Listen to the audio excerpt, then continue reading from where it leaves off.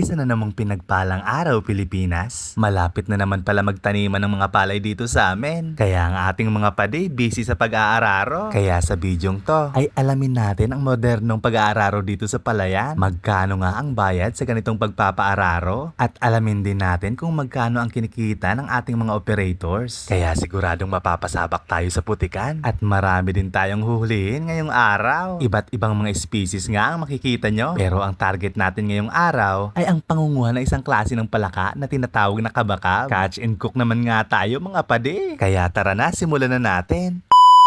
Alas 6 pa nga lang ng umaga ay naghahanda na ang ating mga padi. Bago kasi mag alas 7 ay nakapag-almusal na sila at nakaligo na. Medyo marami kasi nakapila na magpapaararo sa kanila. Kaya mas maganda daw talaga na umpisa ng mas maaga. Ang oras na hindi pa masyado mainit. Hindi naman kasi arawan ang bayad sa kanila. At hindi rin per oras. Dahil depende sa laki ng ipapaararo ang bayad sa kanila. Kaya okay lang kung mas maaga sila magsisimula. Dito nga ay kinabit na ni Padi Gilbert ang battery ng sasakyan. Tinatanggal kasi nila ito pagkatapos nila mag-araro. Marami din kasing malilikot ang kamay dahil minsan na silang nanakawan ng baterya. Hirap na nga ng buhay na nakawan pa no? Kaya ang ating mga operators ay nag-iingat na talaga dahil sa ganitong trabaho ay no work no pay din. Dahil kung walang araro ay wala din kita ang ating mga operators. Okay na nga po ang lahat. Kaya dito sumakay na ako dahil medyo malayo ang aming pupuntahan. Napaka-amazing nga ang rides na to. Pagdating nga namin sa unang destinasyon ay si Padi Alvin muna ang gagawa. Salitan sila ni Padi Gilbert. Pag natapos nga ni Alvin ang isang bintingon ay si Padi Gilbert naman ang papalit. Tingnan nyo naman mga padi kung gaano kadali ang modernong pag-aararo. Ang dating isang araw na trabaho sa pag-aararo gamit ang kalabaw ay dito 30 minutes lang ay kaya ng isang bintingon.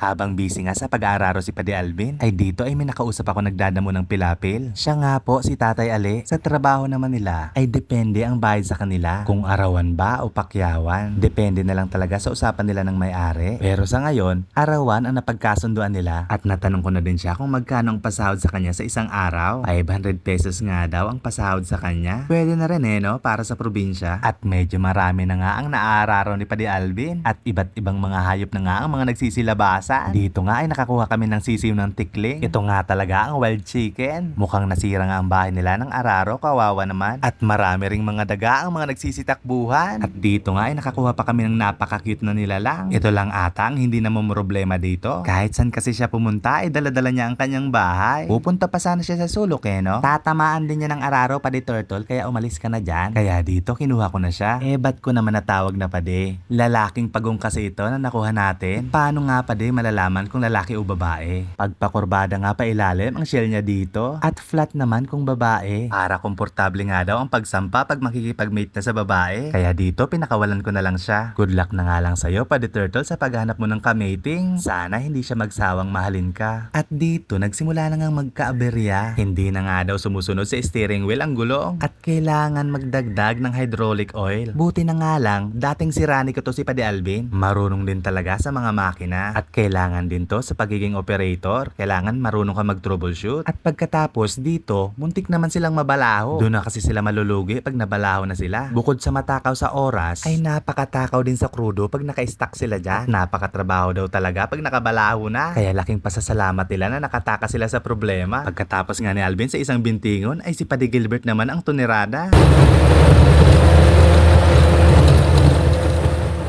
At dito, nagpakita na rin ang kabakab sa wakas. Tingnan mo nga naman no? Tubong Mindoro kasi to si Padi Gilbert. Kaya ang mga tao sa kanila ay mahilig talaga manguha ng palaka pang ulam. Malinis naman daw kasi talaga ito. Mga insekto lang kasi talaga ang mga kinakain nito. Tulad nga ng tipaklong na pinaka-paborito nito. At kung iisipin ay malaking tulong din talaga ang kabakab sa palayan. Peste rin kasi ang mga tipaklong sa ating mga taniman. At ang mga nakikita ko nga ay mga maliliit pa. Di tulad nila na sanay na talaga sa pangunguha nito. Ang galing talaga ni Padi Alvin Alvin no? Sanay na talaga siya humawak ng palaka. Tingnan nyo mga pade ang pattern nitong kabaka. Parang pattern din ng leopard no? Dito nga sabi ko, ituro nila sa akin kung may nakita silang kabaka para ma-experience din natin ang panghuhuli nito. At hindi na nga pa din nagtagal ang ating inaantay.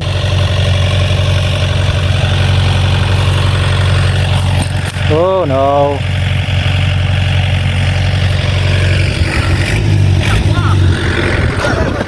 Ah. Ayos.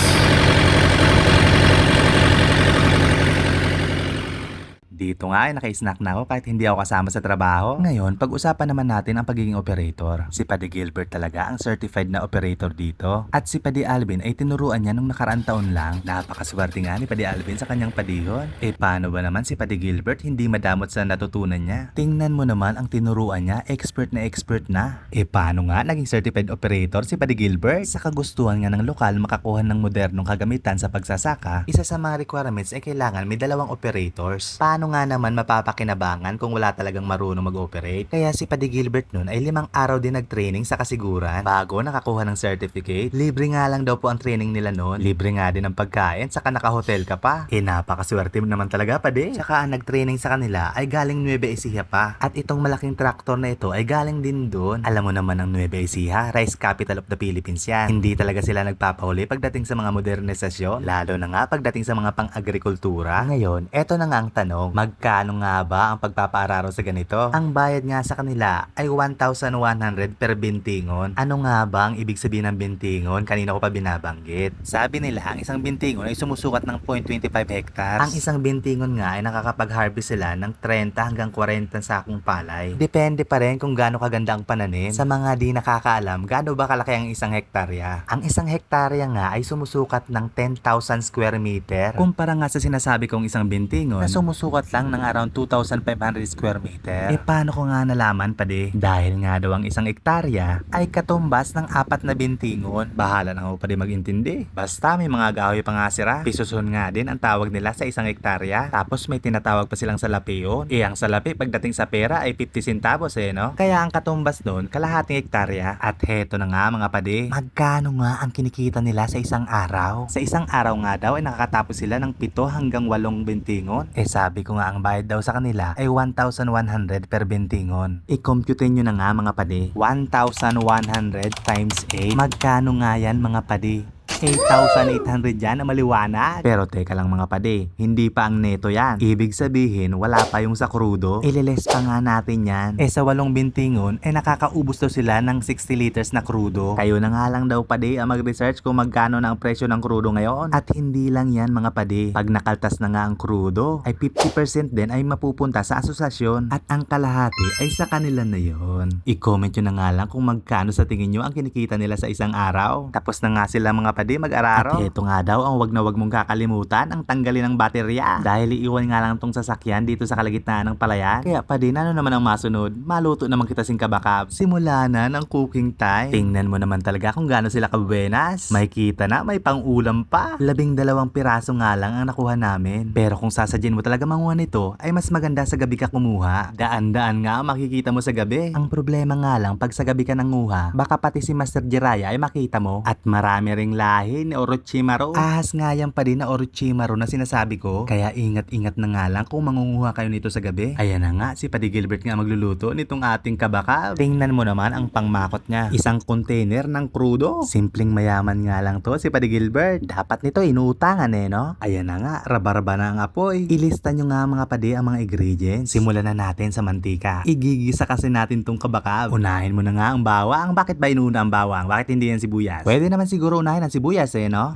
Butang ka na Paddy, butang ka na yung sibuyas. Yan. Pag nalagay na nga natin ang bawang at saka sibuyas, ay wag mo nang patagalin pa. Wag mo nang liskayin at isunod mo na ang luya. O diba, madami tayong natutunan kay Paddy Gilbert. Yan, konting gisa-gisa na lang tayo. Hanggang sa maamoy natin ang aroma ng luya at saka bawang at saka sibuyas. Perfect na perfect ang pagkagisa. Pagkatapos ay ilagay na natin ang kabakab. Parang karne nga lang na manok ang itsura nito. Lalo na nga daw pag naluto na ay mas masarap pa talaga sa manok. Di pa ako nakakatikim nito mga pade huhusgahan natin yan mamaya kung ano talaga ang lasa. Nilagyan na pa din ng paminta, ilista mo yan, ilista mo. Pag nalagay mo na nga ang paminta, ay tuok-tuokon mo na ang toyo bago ilagay sa ating kabakab na niluluto. Yan nga ang sekreto sa pagluluto ni Padi Gilbert. At linagay na nga ang madayang sangkap. Hindi na nga muna daw ilalagay ang suka para hindi makugno. Papalambutin nga lang na ito gamit ang toyo. Tapos ilalagay na natin dito ang maraming sili para kumapit na sa karne ng kabakab. Tingnan mo naman Padi kung gaano nakasarap yan. Lutong Mindoro nga mga Padi. Pag nakita mo na nga at naramdaman mo ng ayaw niya na sayo, ay pwede na nating ilagay ang suka. Suka nga lang ang pantapat sa tuyuin. Hindi na nga tayo mag-add ng water dito. Pamara nga lang na adobo ito. Tingnan mo Padi, napakasosi niya na.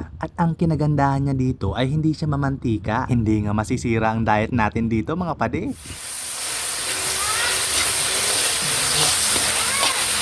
At heto na nga Padi ang finished product. Abay, wag na nating patagalin pa. Abusuhin na natin yan. Tikman na natin yan kasama ang malamig na kanin. Adobo pa naman na luto ang pinakamasarap sa bahaw. Sauce, tasiram. Ang sarap tingnan no? Ito pa naman ang klase ng luto na kahit kunti lang ulam ay mapaparaming rice ka talaga. So nga mga Padi, mas masarap pa talaga sa manok ang lasa. Lubong-lubong na kaninan si Kiko, di kapag ihapon naglalay. Grabe pa nga kabungyod ko sa traktor no? Pinipili talaga natin makakuha ng magandang view. Ngayon lang kasi ulit tayo nakapag-upload na busy at nagkasakit kasi tayo ng mga nakarang araw. Bawi na nga lang tayo mga Padi. Hanggang dito na nga lang po. Muli, isang pinagpalang araw sa ating lahat.